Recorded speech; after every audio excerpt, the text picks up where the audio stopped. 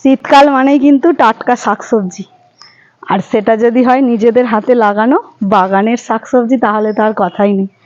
দেখো আমাদের বাগানে কত পালং শাক লাগানো হয়েছে, আর এই সাইডে দেখো কত ওলকপি গাছ লাগানো হয়েছে। এগুলো এখনও যদিও হয়নি বড় তোলার মতো, পালং শাকটা তোলার মতো হয়ে গেছে।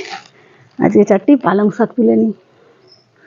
এই শীতকালে কিন্তু পালং শাকের তরকারি হলে আর কিচ্ছু লাগবে না, এই পালং শাকের তরকারি দিয়েই ভাত খাওয়া হয়ে যাবে।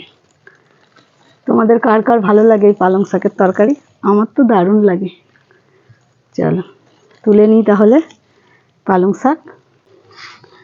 আমি চারটি তুলে নিয়েছি, আর তুলতে ভালো লাগছে না। দেখো এবার মা তুলতেছে, এই যে মা কতগুলো তুলে ফেলেছে শাক।